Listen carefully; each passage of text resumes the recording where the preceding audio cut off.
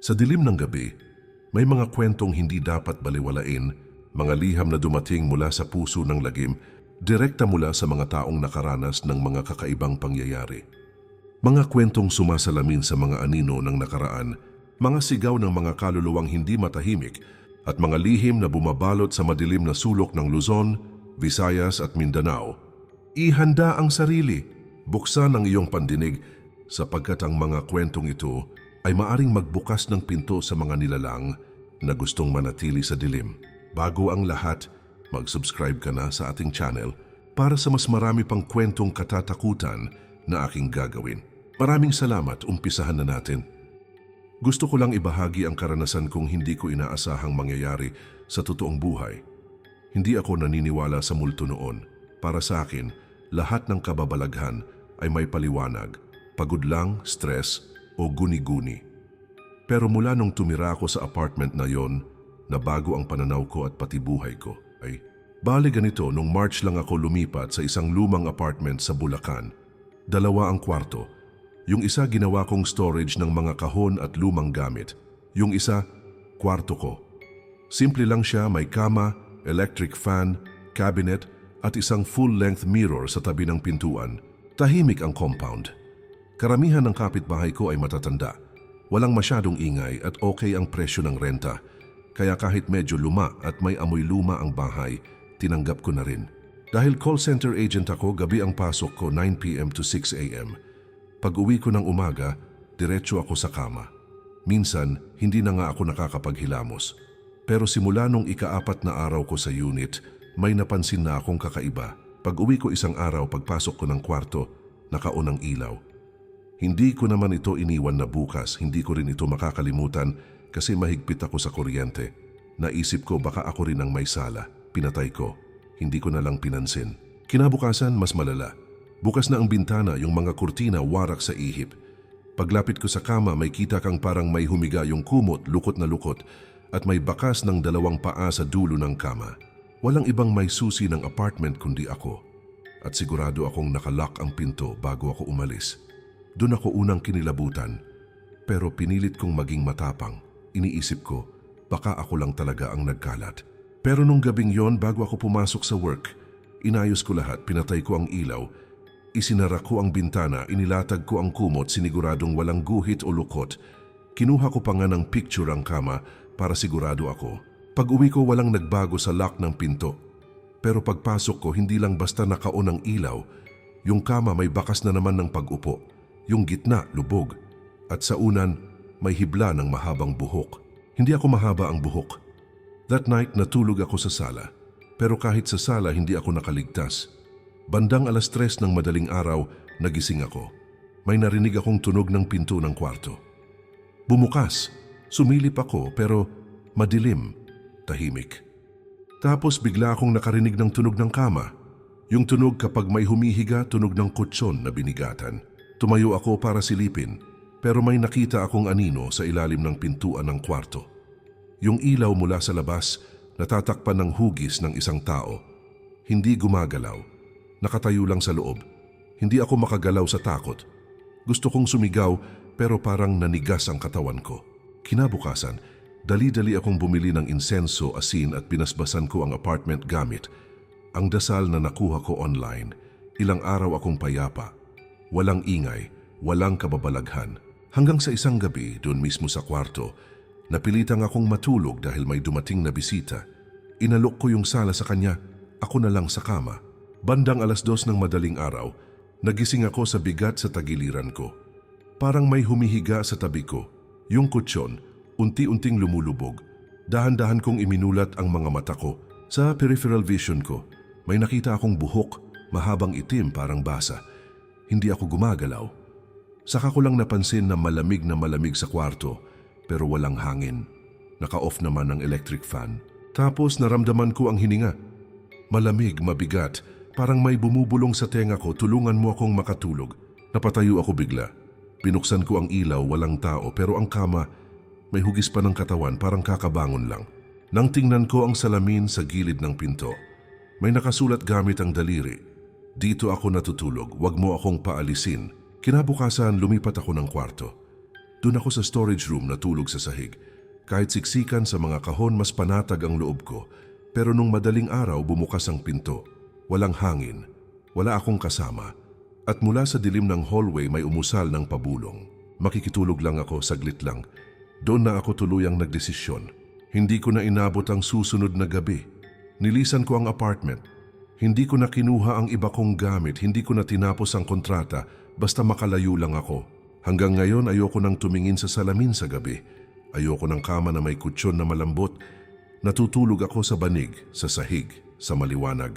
Kasi minsan, kahit anong paliwanag ang gawin mo, may mga presensyang hindi mo na pwedeng isantabi. Hindi mo sila nakikita, pero ramdam mo sila. Lalo na sa gabi, lalo na kapag gusto lang nilang makikitulog. Hindi ko alam kung paano ko sisimulan ang kwentong ito. Pero isang bagay lang ang sigurado ako. Simula nang nangyari yon, hindi na ako muling tumingin sa salamin ng matagal. Lalo na tuwing gabi. Nangyari ito 2 taon na ang nakalipas. Wala naman akong inaasahang kakaiba kasi simple lang ang buhay ko.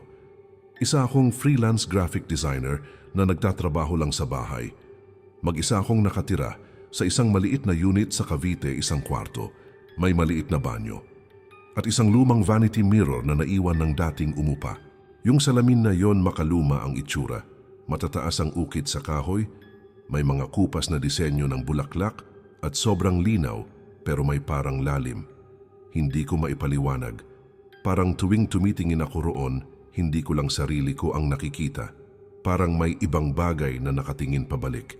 Una kong napansin na may mali, isang gabi habang nag-aayos ako bago matulog.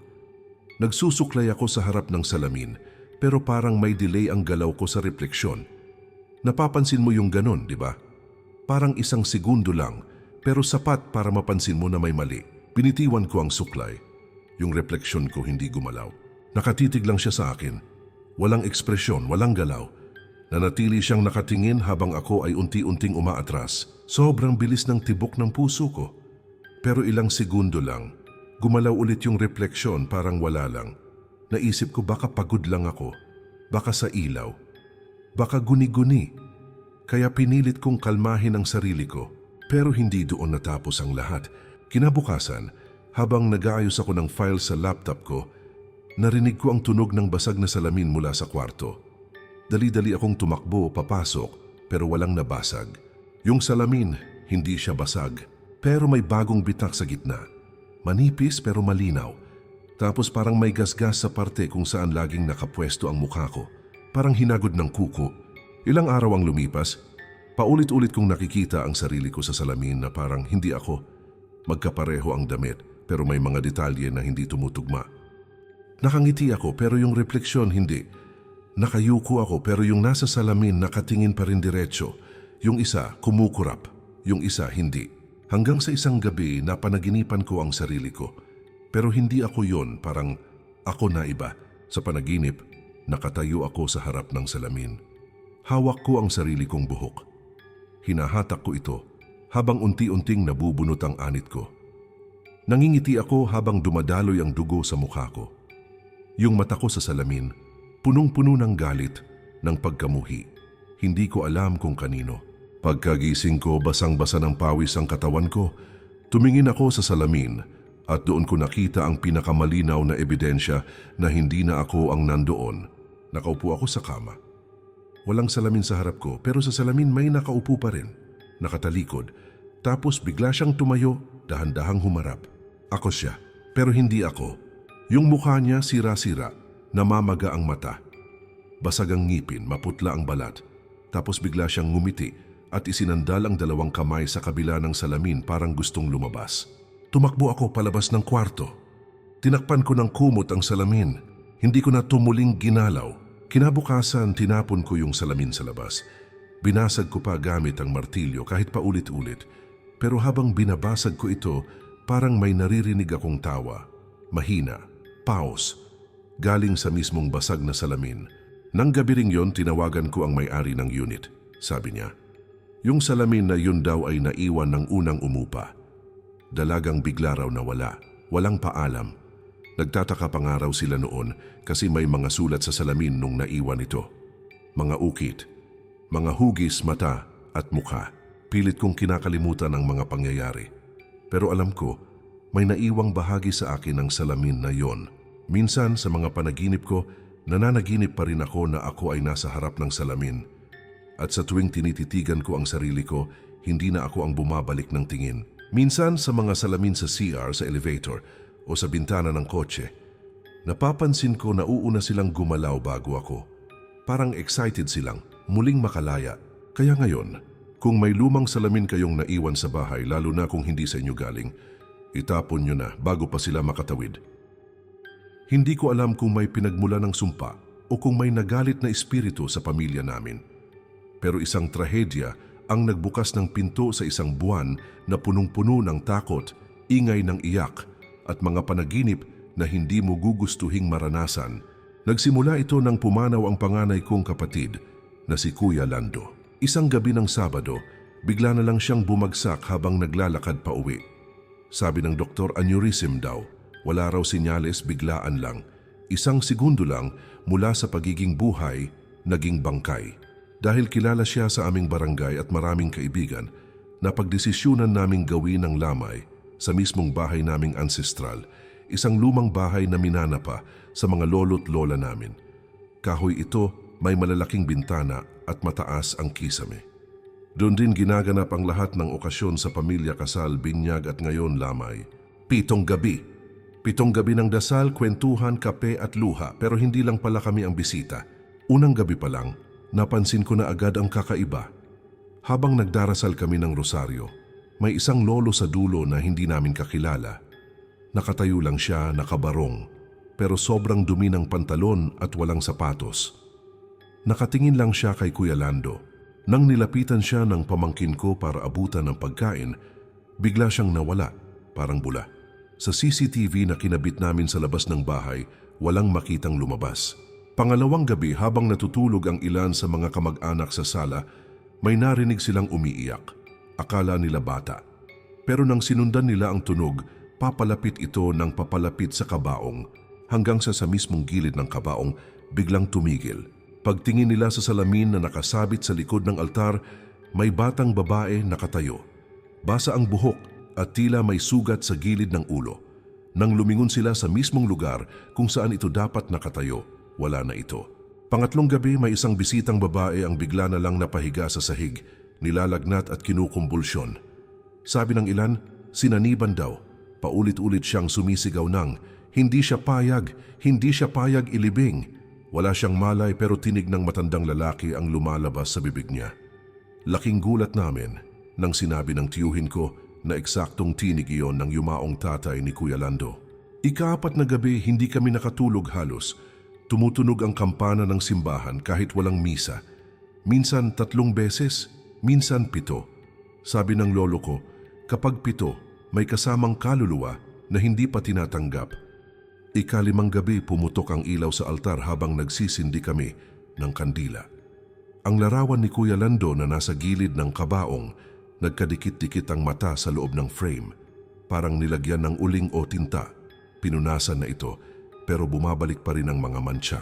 Kinabukasan, bigla namang nagkasakit ang bunso kong anak. Nagising siya na may pasa sa braso at paulit-ulit niyang sinasabi na, hinawakan ako ni Tito kagabi. Sabi niya, sumama ka sa akin, may gusto akong ipakita. Ika-6 na gabi, nagdesisyon na kaming tumawag ng albularyo. Ayon sa kanya, may nasaling daw si Kuya bago siya namatay. Isang nilalang sa lugar kung saan siya dumaan, isang punso sa tabi ng ilog. Posibleng sumama raw sa espiritu niya pabalik sa bahay namin. At ngayong lamay, bukas daw ang pinto ng mundo ng mga patay. Hindi lang si Kuya ang dumalaw, marami pa. Nag-alay siya ng dasal.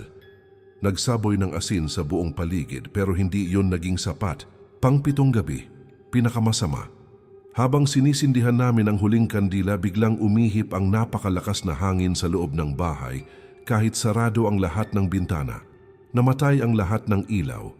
Tumilapon ang mga bulaklak at ang kabaong gumalaw. Tumilapon ang takip at nakita naming parang may bakas ng kamay sa loob ng salamin sa mukha ni Kuya.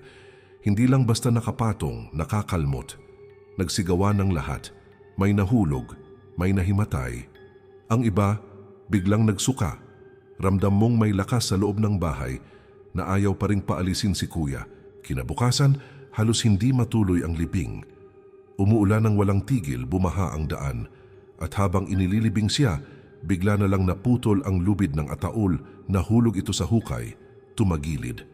Akala namin matatapos na ang lahat pagkatapos ng libing. Pero doon pa lang pala magsisimula ang isang buwang bangungot. Sa loob ng 30 araw, isa-isa kaming nagkasakit. Ang kapatid kong si John nabangga, yung isa kong pamangkin nalunod sa paliligo kahit mababaw ang tubig. May 3 kapitbahay ang bigla na lang inatake sa puso. At gabi-gabi, may naririnig pa rin kaming iyak ng bata sa bakuran. At may gumagapang sa bubong tuwing 3:00 ng madaling araw, hanggang sa napilitang magpatawag ng pari ang buong barangay para i-bless ang lugar. Doon lang unti-unting nawala ang mga kababalaghan. Pero minsan tuwing sumasapit ang anibersaryo ng pagkamatay ni Kuya Lando, bumabalik ang lamig sa bahay. Yung mga ilaw, nagfa-flicker, yung kampana ng simbahan tumutunog mag-isa. At ang pinakakinatatakutan ko, sa tuwing tinitingnan ko ang lumang litrato ng lamay, may 1 o 2 mukhang hindi namin kilala, nakatingin sa kamera, nakatayo sa tabi ng kabaong at sa bawat taon nadadagdagan sila. 10:00 ng gabi, habang nakahiga ako sa sofa, biglang may kumatok sa pinto. Tao po. Mahina lang ang katok, maingat. Parang may ayaw manggising. Akala ko kapitbahay lang, baka emergency. Kaya kahit medyo antok pa ako, bumangon ako at nilapitan ang pinto. Binuksan ko ang ilaw sa labas.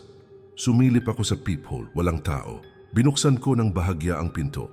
Sumilip ulit sa labas, tahimik. Walang hangin, walang kumakaluskos, walang nakatayo. Wala ring aninong gumagalaw.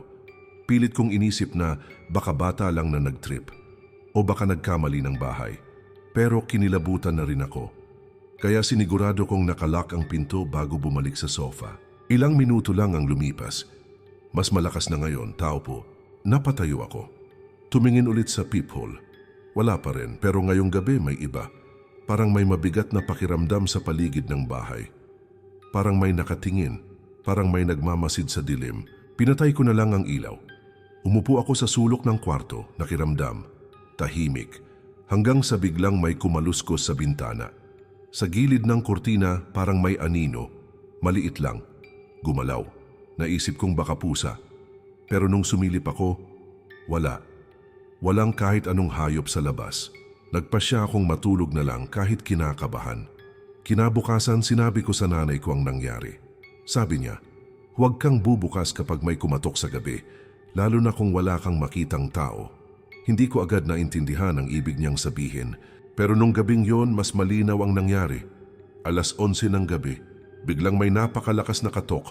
Tao po, napabalikwas ako sa pagkakahiga. Hindi ito normal na katok. Parang may desperadong gustong pumasok. Halos mabasag ang pinto sa lakas. Nanginginig ako habang lumapit sa pintuan. Pero bago ko pa man masilip, tumigil ang katok. Tahimik. Walang yabag, walang anino, wala kahit sinong tao. Pero sa sahig sa tapat ng pintuan may bakas. Basa galing sa labas. Mga yapak ng paa pero hindi tao. Maliliit ang mga daliri. At may marka ng mahahabang kuko. Doon na ako nagsimulang hindi makatulog. Kinabukasan, kinausap ako ng isang matandang kapitbahay. Tinanong niya ako, may naririnig ka bang kumakatok tuwing gabi? Nagulat ako. Bakit po? Sabi niya, hindi tao yan. Diyan din yan dati sa anak ko kumakatok bago siya nawala. Nagkwento siya. 11 taon na ang nakalipas. Gabi-gabi raw may kumakatok sa bahay nila. Laging 10:00 o 11:00. Huminto lang ng isang gabi, bumukas ang pinto nila kahit walang tao sa labas. Kinabukasan nawawala na ang anak niya. Hanggang ngayon hindi pa rin natatagpuan. Sabi ng matanda, kapag narinig mong kumatok ulit huwag kang sasagot. Huwag kang lalapit at huwag na huwag mong bubuksan. Kasi kapag sumagot ka, malalaman nilang may tao sa loob. Nung gabing yon, natulog ako sa sahig. Wala akong ilaw. Nakatakip ang buong katawan ko ng kumot. Pilit kong pinakinggan ang paligid. Tahimik. 11:20, wala pa rin. Akala ko ligtas na ako pero biglang, tao po, sa mismong tabi ng bintana. Malapit, maliit ang boses, parang bata. Pero sobrang lamig ng tono, walang emosyon. Parang binibigkas lang dahil kailangan. Tao po, papasok na ako. Hindi ako gumalaw. Hindi ako huminga, pinilit kong huwag magpakita ng takot. Pero pagkatapos ng ilang minuto, narinig ko ang doorknob, kumakalansing, dahan-dahang pumipihit. Kinabahan ako, sinigurado kong naka-double lock, lahat ng bintana sinara ko na rin, pero parang may humihila sa lock. Tapos isang tunog ang gumising sa buong kaluluwa ko. Ang tunog ng pintuang unti-unting bumubukas. Kahit nakalock, kahit wala dapat makapasok, dahan-dahan akong gumapang papunta sa ilalim ng mesa. Nang sumilip ako, mula sa siwang ng kurtina, may nakasilip, maputla, walang mata, parang balat lang ang takip sa mata, parang nilalang na hindi dapat umiiral sa mundong to. At sa sobrang gulat ko, napahigpi ako. Maliit lang, pero sapat na para marinig nila. Tumingin ulit ang nilalang sa paligid. At narinig ko ang boses, ngayong mas malapit na. Sa mismong loob na ng bahay, ayan ka lang pala. Hindi ko maalala kung paano ako nawala ng malay. Pagkagising ko, umaga na. Bukas ang pinto, nakabukas ang mga bintana. Parang dinaanan ng bagyo ang loob ng bahay. Pero wala ni isang gamit ang nawala. Ang tanging naiwan ay isang maliit na piraso ng papel sa sahig. May sulat. Isang linya lang, huwag mo na akong isarado ulit. Simula noon, lumipat na ako ng tirahan. Hindi ko na binalikan ang lumang bahay. Pero hanggang ngayon, may mga gabi pa ring may kumakatok. Sa bagong bahay, sa hotel, sa kahit saang lugar ako magpunta. Lagi sa pagitan ng alas 10 at alas 11. At minsan, kahit sa panaginip, naririnig ko pa rin sila. Bata pa lang ako, naririnig ko na sa mga matatanda. Huwag mong bubuksan ang pinto kapag may kumatok ng alas 3 ng madaling araw. Sabi nila, yun daw ang oras ng mga hindi matahimik. Ang tinatawag na oras ng kadiliman kung kailan ang pagitan ng buhay at kamatayan ay manipis na manipis. Akala ko kwento-kwento lang. Hanggang sa maranasan ko ito ng paulit-ulit. Taong 2023 nung lumipat ako sa isang apartment sa Baguio, malapit sa trabaho ko. Simple lang, isang kwarto, maliit na sala, CR, at isang bintana na tanaw ang mga pine tree sa gilid ng bundok. Tahimik ang lugar. Maganda sana kung hindi lang sa isang detalyeng hindi ko na maalis sa isipan ko hanggang ngayon. May kumakatok sa pinto ko, tuwing alas 3 ng madaling araw. Unang gabi lang ako sa unit, hindi pa ako sanay sa mga tunog ng paligid. Nakatulog ako ng bandang alas 2, pero nagising ako ng eksaktong alas 3, parang may humaplos sa binti ko habang natutulog. Maya-maya, mahinang katok. 3 beses lang mula sa mismong pinto ng apartment ko. Hindi sa gate, hindi sa bintana, kundi sa mismong pinto ko sa loob ng gusali. Tumayo ako, medyo hilo pa. Lumapit ako, sumilip sa peephole, walang tao. Pilit kong iniisip, baka kapitbahay, baka lasing, baka prank lang. Kinabukasan, tinanong ko ang caretaker. Sabi niya, "Sir, wala pong ibang unit sa floor niyo. Sa inyo lang po yan nakatira ngayon." Kinilabutan ako. Ikalawang gabi, sinigurado kong nakalock lahat ng bintana. Inilagay ko pa nga ang mesa sa harap ng pinto. Nakahiga ako, gising pa, pinapakinggan ang paligid. 2:45 AM, wala pa ring tunog. Inisip kong baka wala na, guni-guni lang siguro. Pero nang tumama ang alas 3, halos eksakto. Mas malakas, mas matunog, parang mas malapit. Parang may tumatama na gamit ang bonyo o bato. Nanginginig ang dibdib ko. Nakatakip ang bibig ko habang nakaupo sa gilid ng kama. Tapos may narinig akong kalmot sa ilalim ng pinto. Parang kuko. Mahaba, mabagal, paulit-ulit. Wala akong lakas ng loob para tumingin. Hindi ko kaya. Buong gabi, nanatili akong gising, nakatalukbong at nagdadasal. Ikatlong gabi, nagsimula nang makita ko sila. Sa bintana kung saan tanaw ang mga pine tree, may silweta ng taong nakatayo, malayo. Pero tuwing iguguhit ng liwanag ng buwan ang paligid, nandoon pa rin siya. Nakatitig, hindi gumagalaw. Tuwing alas 3 ng madaling araw, nandyan siya. At tuwing may katok sa pinto, parang mas lumalapit siya, paunti-unti. Bawat gabi, mas malapit. Hanggang sa isang araw, nakita ko na lang siyang nakatayo sa mismong gilid ng bintana. Wala siyang muka, itim lang, parang usok. Pero ramdam mo ang tingin, pumunta ako sa simbahan, nagpamisa. Dinala ko pa ang pari sa unit. Pinabasbasan ko, tinapunan ng banal na tubig ang paligid. Ilang gabi akong naging panatag, wala akong naririnig, wala akong nakikitang anino. Pero isang umaga pagmulat ko, may papel sa ilalim ng pinto. Parang isinuksok mula sa labas, isang puting papel, walang sulat. Pero may markang pulang palad at amoy ito ng dugo. Ika-4 na gabi, nagsimula na akong magkaroon ng panaginip. Sa panaginip ko, nasa loob pa rin ako ng kwarto ko. Pero kulay abo ang paligid, wala ang mga gamit ko, wala ang ilaw, madilim. At sa pinto, may taong kumakatok. Bubuksan ko sana, pero may boses sa likod ko. Kapag binuksan mo yan, hindi mo na sila mapapalayas. Paglingon ko, may babaeng nakaputi. Nakasayad sa sahig ang damit niya. Putlang-putla ang balat at ang mga mata puno ng takot. Sabi niya ulit, "Huwag mong bubuksan." Kahit kailan, nagising akong pawis na pawis. At pagtingin ko sa pinto, may mga bakas ng kamay, pula. Madungis at ang nakakatakot, nasa loob ang bakas, hindi sa labas. Hanggang ngayon, naririnig ko pa rin ang katok, gabi-gabi. Eksaktong 3:00, minsan mahina, minsan napakalakas. Minsan parang may mga boses na nag-aaway sa labas ng pinto. Minsan may umiiyak. Minsan may humahagulgol. Pero hindi ko na binubuksan. Hindi na ako tumitingin sa bintana. At lalo na hindi na ako sumasagot. Kasi sabi nila, kapag sumagot ka, binubuksan mo ang sarili mo sa kabilang mundo. Kapag sinabi mong sino yan, kapag sinigaw mong anong kailangan mo, hindi mo alam baka ikaw ang isunod. Minsan kahit umaga parang may naiwan. Amoy ng sunog, tunog ng yabag. Mga aninong dumadaan sa gilid ng mata ko. At ang pinaka hindi ko malimutan, isang gabi, nagising akong bukas ang pinto. At sa sahig, may sulat. Binuksan mo na, hindi mo na kami kayang isara.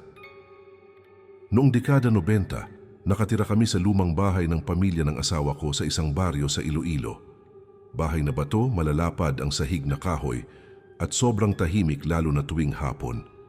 Ang bahay ay minana ng asawa ko mula sa lolo't lola niya at ayon sa mga matatanda, may kasaysayan daw ito. Pero kahit anong sabi ng mga tao noon, hindi ako naniwala hanggang sa mismong anak ko na ang makarinig at makakita. Taong 1998. 8 taon pa lang ang panganay ko noon, si Lucas. Masayahin siyang bata, mahilig sa laruang kotse at sobrang likot. Sa isang kwarto sa itaas siya natutulog. Sa kwartong iyon, may luma at napakalaking baul, gawa sa kahoy, makapal, at may bakal na padlock na sira na rin dahil kalawangin. Ayon sa biyenan ko, hindi raw dapat galawin ang baul. Luma na raw yon, may laman na di na raw dapat buksan. Pero dahil luma at sira na rin ang lock, pinabayaan na lang naming nandoon. Hanggang isang araw dumating si Lucas sa kusina, umiiyak. "Mama, may bata sa loob ng baul." Akala ko nagbibiro. Sinabi kong baka na naginip siya, pero sumagot siya. "Mama, gising ako." Narinig ko siyang umiiyak. Tapos kinakalampag ang loob ng baul. Ayaw niyang palabasin siya. Kinilabutan ako. Pag-akyat ko sa kwarto, wala naman akong narinig, tahimik. Pero halata kong nanginginig pa ang anak ko. Nang gabing iyon, ipinalipat ko muna siya sa tabi ko matulog. Pero nung madaling araw, mga bandang 2:00, nagising ako sa iyak ni Lucas. Nakatayo siya sa gilid ng kama. "Mama, ayaw tumigil ng bata. Ang sakit daw ng tiyan niya, ayaw daw niya doon sa loob." Sabay turo niya sa taas, sa kwarto sa baul. Kinabukasan, kinausap ko ang asawa ko, hindi siya naniniwala. Sinabi niyang baka imahinasyon lang ng bata. Pero nagdesisyon siyang alisin na ang baul. Ibaba sa bodega, ilayo sa kwarto. Pagbaba ng baul, nahulog ang takip. Bumagsak ito sa sahig at biglang bumukas. Wala namang laman, pero mula sa loob, lumipad ang mga lumang papel, mga gamit ng bata, lumang sapatos, medyas, luma't sira-sirang manika. At sa ilalim ng lahat ng iyon, may piraso ng buto, parang maliit na braso. Dinala namin ito sa barangay at ipinabless sa pari. Sinabi niya na ang baul ay maaring pinaglagyan ng patay o ng bagay na hindi matahimik. Ipinamisan niya ito, pinabendisyonan ng buong bahay. Akala ko tapos na, pero hindi pa pala. Kinagabihan, habang natutulog si Lucas sa kwarto namin, bigla siyang sumigaw. "Mama, nandito siya sa ilalim ng kama." Agad kaming bumangon, wala kami nakita. Pero pagtingin namin sa ilalim ng kama, may nakasulat sa sahig gamit ang putik. "Huwag niyong kukunin ang baul ko." Nagsimula na kaming makarinig ng iyak ng bata tuwing gabi. Hindi lang si Lucas ang nakakarinig, kami na rin. Mama, masikip ang dilim. Minsan may mga yabag sa kahoy na sahig, maliit na paa, parang lakad ng batang paslit. At minsan may tumatawa. Dumating sa punto na pati mga kapitbahay naming malapit, nakakarinig na rin ng iyak. Tinatanong nila kami kung may bagong bata sa bahay. Sabi nila, parang may batang palaging umiiyak ng palihim. Ang baul kahit nasa bodega, parang may presensya pa rin. Isang gabi sinilip ko ito. At sa ibabaw ng baul may litrato. Litrato ng batang nakaputi, nakasimangot. At sa likod ng litrato may sulat kamay, dito ako pinatulog, dito niyo ako iniwan. Mula sa araw na iyon lumapit na kami sa albularyo sa kabilang bayan. Inusisan niya ang litrato at sabi niya, ang batang ito ay isinakripisyo raw noon pa mga panahon ng giyera, ginawang alay. At ang baul, ang naging libingan niya. Ang kwarto ni Lucas pala ang dating silid ng mga sundalong naninirahan sa bahay noong panahon ng mga Hapon. Doon daw nila ikinulong ang bata, inabandona, hanggang sa namatay. Nagdesisyon kaming sunugin ang baul. Hindi ito basta-basta nasunog. Parang may hangin na pumipigil sa apoy. At nung sa wakas ay natupok ito, sa mismong lugar kung saan ito sinunog, may naiwan. Sunog na laruan, isang pirasong manika, at may umiikot-ikot na abo sa ere. Parang usok ng sigarilyo, pero mabango parang amoy bulaklak na bulok. Mula noon tumigil na ang iyak.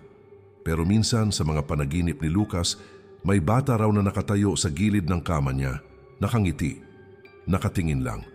At ang sabi ni Lucas, "Salamat daw po mama, sa wakas lumaya na raw siya." Hindi ako relihiyoso, pero may respeto ako sa simbahan lalo na sa mga lumang simbahan na parang lumipas na ang ilang siglo pero nananatiling matibay. May bigat at hiwaga ang ganung mga lugar, para bang may mga panalangin na iwan sa mga pader, may mga lihim na hindi kailanman binunyag. Taong 2019, napasama ako sa isang grupo ng amateur urban explorers. Mahilig kaming bumisita sa mga abandonadong gusali, lumang eskwelahan, ospital, at minsan simbahan. Hanggang sa marating namin ang isang lumang simbahan sa isang baryo sa Laguna, matagal nang abandonado. Walang misa, walang pare, wala nang pumapansin dito. Ayon sa mga lokal, isinara ito matapos ang sunod-sunod na trahedya, 2 nasunog, 1 nagbigti, at 1 nawalang bata sa loob mismo ng simbahan. Ngunit sa kabila ng mga babala, pumasok pa rin kami. At doon nagsimula ang kalbaryo. Hapon pa lang nang dumating kami. Pinilit naming makarating bago magdilim. Paglapit pa lang namin sa harap ng simbahan, agad kong naramdaman ang bigat sa paligid. Hindi ito yung karaniwang creepy vibe, parang may mata na nakamasid, parang may lihim na galit na hindi basta lumilipas. Bukas ang malaking pintuan, nagsisigawan ang mga paniki mula sa kisame. Amoy alikabok, amag, at isang uri ng panis na kandila ang bumungad. Sa gitna ng altar, naroon pa rin ang malaking krus, pero ang mukha ni Kristo ay wasak, parang sinadyang basagin. At sa paanan ng krus may mga lumang kandilang naupos. May mga laruan ng bata at rosaryo na may natuyong dugo. Walang nagsalita. Wala ring nagtanong. Hanggang sa makarinig kami ng mahinang tinig, saklolo. Napatingin kami sa isa't isa. Narinig niyo yon? Tanong ng isa. Tumango kami. Saklolo paulit-ulit, mahina, nanginginig. At nang sinundan namin ang tunog, sa likod ng altar may maliit na pinto. Gawa sa kahoy, may simbolong Latin na ukit hindi namin naintindihan, pero sa likod nun may hagdan pababa. Kinuha ng kasama kong si Joel ang flashlight. Bumaba kami. Ang hagdan ay lumulubog sa ilalim ng lupa, hanggang sa marating namin ang isang sikretong silid sa ilalim ng simbahan. Dito, may mga lumang upuan, altar na yari sa bato, at mga ribultong tila ginawang imbakan. Pero ang pinakakakaiba, nasa gitna ng kwarto, may bilog na ukit sa sahig. Puno ng simbolo, may kandilang bilog. At sa gitna, may stroller ng bata. Wala ang bata pero may naririnig kaming humahagulgol. Parang batang umiiyak na pigil. Sisinghot na uutal. "Mama, ayoko na, mama!" Umakyat ang balahibo ko. Sabay-sabay kaming napatras. Biglang nagsara ang pinto sa itaas, tumigil ang ilaw sa flashlight. Nagdilim at sa dilim may mga boses. Hindi isa, hindi dalawa. 5, 6, 7 boses. Parang mga kaluluwang ikinulong sa ilalim ng lupa. Parang mga sigaw ng mga alay. Bigla may tumawa. Isang tawang pino, babae. At may tumayo mula sa gilid ng silid. Isang anino ng batang babae. Nakaputi, nakalugay ang buhok. At dahan-dahan siyang lumapit sa amin, hindi gumagalaw ang paa. Parang dumudulas sa hangin, nakangiti siya. Pero sa bibig niya may itim na likido. Tumatagas at ang mata niya itim, walang puti. Tumakbo kami paakyat, binasag ang pinto gamit ang bakal. Habang tumatakbo paalis ng simbahan, may mga kandilang bigla na lang nagsisindihan mag-isa. At sa huling pagkakataon, Narinig ko ang bulong niya, "Isa na kayo sa amin." Kinabukasan, binalikan namin ang simbahan para kunin ang ilang gamit na naiwan. Pero laking gulat namin, sarado na ang simbahan. Hindi lang basta sarado, wala na ito. Walang bakas na may simbahan doon, parang hindi ito kailanman naitayo. Ayon sa mga lokal na nakausap namin, walang simbahan sa lugar na iyon. Hindi raw totoo ang alamat. Hindi raw totoo ang sinasabi naming istruktura. Hanggang ngayon tuwing madaling araw, tuwing ako'y mag-isa, naririnig ko pa rin ang bulong sa klolo at sa panaginip ko. Nasa loob ako ng lumang simbahan at may batang umiiyak sa gilid ng altar, nakaputi, nakangiti, at habang lumalapit ako na ang sumisigaw.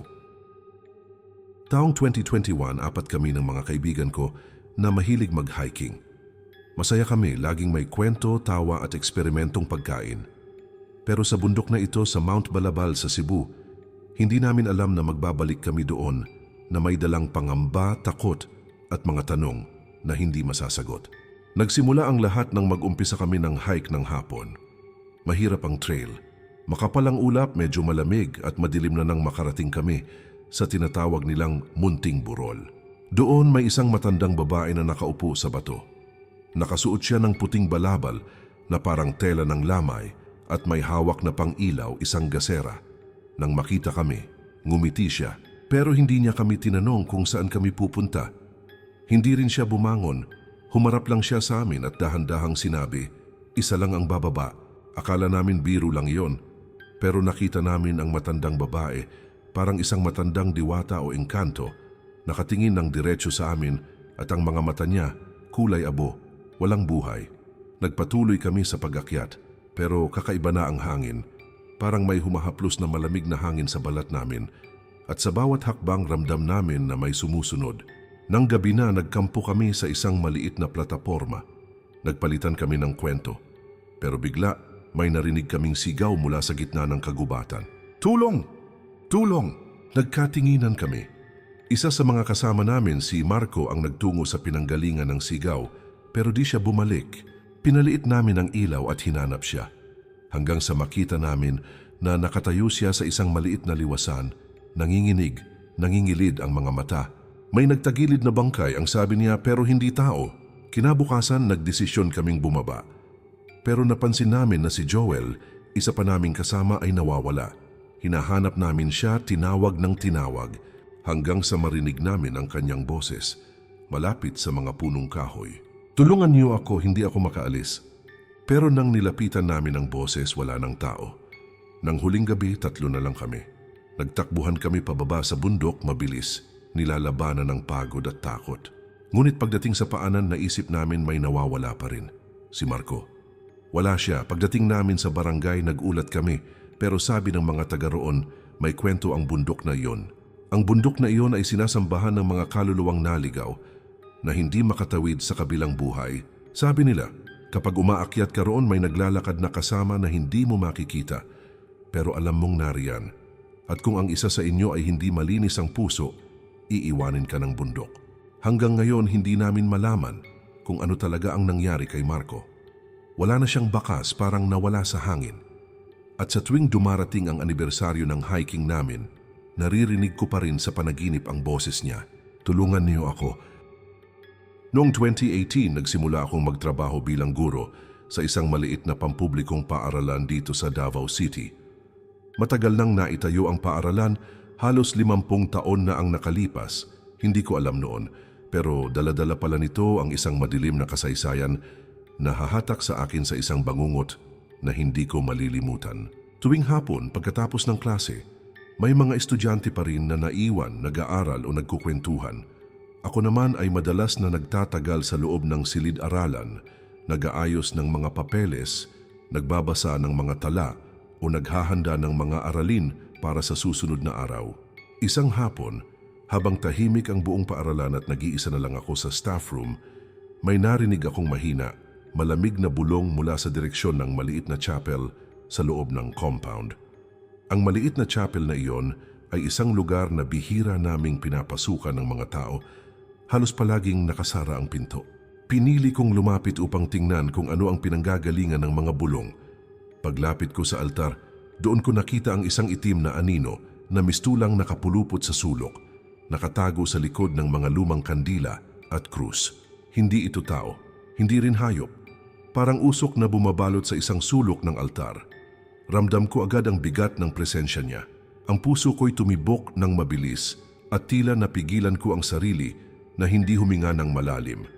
Para bang tinatanaw niya ako, pero walang mukha o mata ang nakikita ko. Biglang dahan-dahang lumapit ang anino. Walang mga hakbang pero ramdam ko ang pagbibigat ng hangin sa paligid. Parang humina ang lahat ng tunog. Parang bumagal ang mundo. Naramdaman kong may malamig na hangin na dumaan sa akin, para bang may kamay na malamig ang humawak sa balikat ko. Nagulat ako at tumalikod, pero wala namang tao sa likod ko. Mula noon araw-araw kong naririnig ang mga bulong sa altar. Hindi mga tunog na malinaw, kundi mga bulong na parang nagpapasakit ng loob. Lumalakas ang mga ito tuwing gabi. Naging pamilyar na sa akin ang mga boses na ito, ngunit lalong naging mabigat ang pakiramdam ko. Sa mga estudyante, may mga nakakakwento na nakikita daw nila ang anino sa altar, lalo na kapag gabi. Sabi nila, parang umiikot ito sa paligid, nakatingin sa kanila, pero pag nilapitan, nawawala. Maraming estudyante ang natatakot na pumasok sa chapel sa gabi. Isang gabi, habang nag-iisa ako sa chapel, naglakas loob akong lumapit sa altar. Lahat ng kandila ay biglang nagsindi ng sabay-sabay na parang may puwersang nagpalakas ng apoy. Nagulat ako nang maramdaman kong may humawak sa balikat ko ng mahigpit. Nilingon ko ang aking sarili pero wala pa rin tao. Biglang lumamig ang paligid, halos manigas ang aking balat sa lamig. At sa isipan ko'y may isang tinig na sumagi. Palayain mo ako. Ang tinig ay malamyos ngunit puno ng sakit at pangungulila. Para bang nagsisigaw sa katahimikan ng chapel, hindi ko napigilan ang aking mga luha. Unti-unti, naalala ko ang mga kwento tungkol sa isang batang estudyante na namatay sa sunog sa paaralang ito. Ilang dekada na ang nakalipas. Ang batang iyon ay hindi umano nalibing ng maayos at ang kaluluwa niya ay nananatili sa chapel, hindi mapakali. Sa mga sumunod na gabi, palihim akong nagpunta sa chapel upang subukan kung ano ang kailangan ng anino. Ngunit wala akong makita. Ang mga kandila ay palaging nagsisinindi kahit walang nagpapailaw. Minsan, may nakita akong lumang larawan sa altar. Ito ay larawan ng isang grupo ng mga estudyante mula noon. Ngunit ang batang estudyanteng iyon ay may kakaibang titig malungkot, parang nagdurusa sa larawan. Minsan habang naglalakad ako palayo sa chapel, naramdaman kong may sumusunod sa akin. Nang lingunin ko, naroon siya ang itim na anino, nakatingin ngunit walang mukha. Mabilis akong nagtungo sa aking kwarto, hindi makapaniwala sa nangyayari. Hanggang ngayon tuwing gabi sa chapel, naririnig ko pa rin ang malamyos na bulong na, "Palayain mo ako." At minsan sa mga panaginip ko, nakikita ko siyang nakatayo sa altar, nakatingin, naghihintay na may lalapit para sa kanya. Alam kong hindi siya mapapalaya ng basta-basta.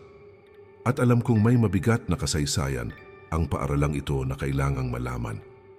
Pero ang takot ay nananatili sa bawat sulok ng chapel, sa bawat kandilang nagliliyab ng walang hanggan at sa bawat aninong dumudulas sa dilim. Kung may makakarinig man, sana matulungan niya. Sa isang maliit na barangay na tinatawag na Loma Vista, dito sa Zamboanga, may isang kakaibang kwento na hindi basta-basta nalalantad. Isang kwento na kung maririnig mo, tiyak na hindi mo nagugustuhing pumunta o manirahan doon. Loma Vista ay tahimik, tila na pag-iwanan ng panahon. Ang mga bahay ay mga lumang kahoy at bato na halos sira na. Ang mga daan ay puno ng damo at naliligiran ng mga puno na tila sinasakal ang paligid.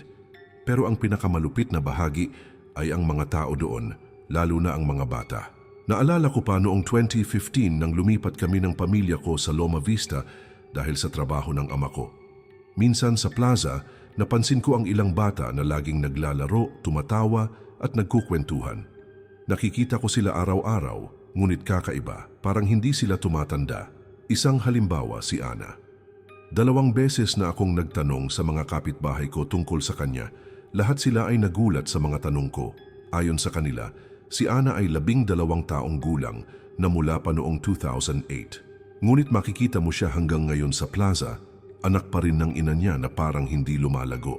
Si Carlo naman ay palaging naroron, nakikipaglaro sa mga bata. Ngunit 7 taon na rin siyang ganoon ang itsura, parang naka-freeze sa oras. Walang pagbabago sa kanyang itsura, kilos o boses. Hindi lang sila ang hindi tumatanda. Ang mga mukha nila ay parang naglalaman ng isang malalim na lungkot na hindi mapaliwanag. Ang kanilang mga mata ay parang itim na hukay, walang kinabukasan o pag-asa. Isang gabi nilapitan ko si Ana habang naglalakad siya mag-isa sa plaza. Tinanong ko siya ng may kaba sa boses, "Bakit hindi kayo tumatanda? Bakit parang nasa 1 oras lang kayo?" Tumigil siya sa paglakad. Tiningnan ako ng malalim ang mga mata at sumagot ng may malamig na tinig. "Dahil hindi kami pinayagan ng mga nilalang dito. Hindi kami pwedeng umalis." Naramdaman ko ang matinding kilabot sa buong katawan ko. Sinabi ng mga matatanda na noon pa man, may isang matandang bruha na isinumpa ang buong Loma Vista. Sabi nila, ang bruha ay naipit sa pagitan ng buhay at kamatayan na ang kanyang galit ay nagtali sa mga kaluluwa ng mga bata sa lugar. Ang mga batang iyon ay natrap sa isang walang katapusang loop ng oras. Hindi sila tumatanda, hindi kumakain ng sapat at hindi naaalala ang tunay na buhay o kalayaan. Isang gabi, habang pauwi ako mula sa trabaho, may narinig akong mga bulong sa dilim ng gabi. Maya-maya, may nakita akong anino na sumusunod sa akin mula sa gilid ng daan, parang si Carlo. Ngunit ang anyo niya ay kakaiba, mas madilim, mas mabigat, parang may hinahatid na kapighatian. Nang nilapitan ko siya, nagsalita siya sa isang tinig na hindi ko maintindihan, puro bulong, higpi at pagdurusa. Simula nun, hindi ko na muling tinangkapang alamin ang mga sikreto ng Loma Vista. Natakot ako sa mga bagay na hindi ko nakikita, ngunit ramdam ko sa hangin. Ngunit sa tuwing gabi, naririnig ko ang kanilang mga tawa. Isang tawa na walang saya, puno ng pighati at kawalang pag-asa. Ang tawa ng mga batang hindi pinalad na tumanda. At ang tanong ko hanggang ngayon ay nananatili. Bakit hindi sila tumatanda? Ano ang sumpang bumabalot sa kanila? At hanggang kailan sila magtatagal na parang mga anino lamang sa Loma Vista? Hindi ko alam kung anong kapalaran ang naghihintay sa kanila o sa akin. Kung may makakarinig man nito, sana huwag kayong pumunta sa Loma Vista. Sapagkat sa lugar na iyon, ang oras ay hindi sumusunod sa mga tao at ang mga batang iyon ay hindi basta-basta pinalalaya. Tandaan, sa likod ng bawat liham ay isang kwento, isang piraso ng katotohanang minsang itinatago ng dilim. Huwag kalimutang mag-ingat dahil minsan ang mga nilalang na ito ay hindi lang nananatili sa mga kwento. Sila ay maaaring nakikinig, nagmamasid at naghihintay ng tamang pagkakataon para muling magpakita. Bago tayo magtapos sa ating kwento, mag-subscribe ka na sa ating channel para sa mas marami pang kwentong katatakutan na aking gagawin. Maraming salamat. Hanggang sa muli, manatiling alerto. Huwag hayaang lumimot ang mga anino ng nakaraan at laging mag-ingat sa mga tinig na nagmumula sa kadiliman.